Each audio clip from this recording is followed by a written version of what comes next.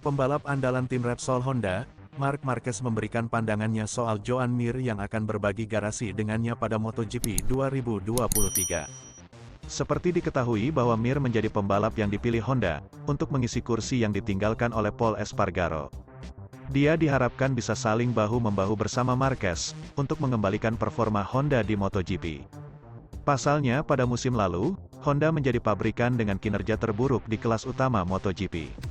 Kedatangan Mir membuat Honda tidak harus selalu bergantung pada Marquez, mengingat performanya yang lumayan. Bersama Suzuki, Mir sudah meraih 1 gelar juara dunia pada tahun 2020 lalu, kemudian menempati peringkat ketiga pada tahun selanjutnya. Tahun lalu sebenarnya penampilan Mir juga cukup konsisten, terutama sebelum pengumuman Suzuki akan keluar dari MotoGP. Pada 4 balapan awal dia selalu menembus 10 besar, sayang performanya menurun setelah MotoGP Portugal. Mir sudah menjajal motor RC213V terbaru, pada sesi tes pramusim MotoGP 2023 di sirkuit Sepang pada 10–12 Februari lalu, namun, dalam sesi tersebut dia belum bisa berbicara banyak, karena hanya mampu menempati peringkat ke-12. Meski begitu, Marquez optimistis rekannya tersebut akan jadi pembalap yang kuat pada MotoGP 2023. Saya belum pernah melihat Joan di lintasan, jadi saya tidak tahu bagaimana dia mengendarai Honda, ucap Marquez dikutip bolasport.com dari Pedok GP. Tapi dia berkembang dari hari ke hari, dia juara dunia, jadi dia pembalap yang cepat dan dia akan menjadi rekan setim yang kuat. Di sisi lain, Mir sendiri mengaku cukup puas dengan pencapaiannya dalam sesi tes pramusim MotoGP Sepang 2023. Mengingat saat ini dia masih dalam proses adaptasi dengan tim dan motor baru.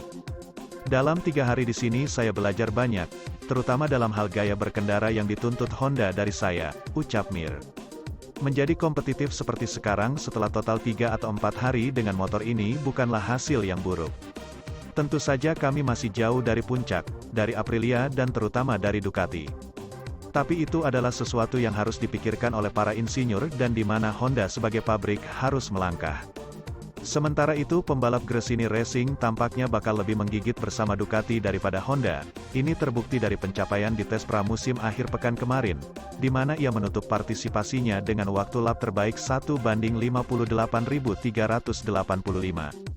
Alex Marquez tampil konsisten dalam 3 hari pertamanya di Gresini, menutup partisipasinya dengan catatan waktu terbaik 1:58.385. Bagaimanapun, Sepang adalah salah satu trek yang menguntungkan Ducati. Hanya Johan Zarco, wakil pabrikan Borgo Panigale, yang finish di belakang rider Spanyol itu. Meski begitu, tujuan dari tes ini adalah untuk mengumpulkan jarak tempuh di atas GP22 dan terus memahami motor barunya. Dalam hal ini, ia menilai, pekerjaannya sangat bagus.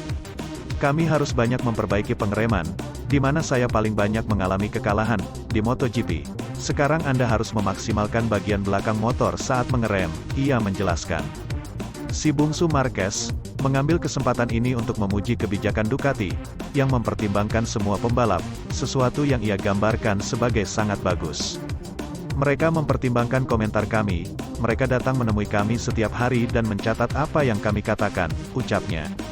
Situasi yang, menurutnya, sangat kontras dengan apa yang dialami di Honda. 3 tahun di perusahaan Jepang itu tidak menyenangkan, dan hasil bagus dari setiap pembalap Honda terlihat mencolok dengan absennya mereka, sebuah situasi yang membuatnya meragukan diri sendiri. Tentu saja, selama masa-masa buruk di Honda, saya meragukan diri saya sendiri. Kadang-kadang saya bertanya-tanya apakah saya sudah lupa cara mengendarai motor.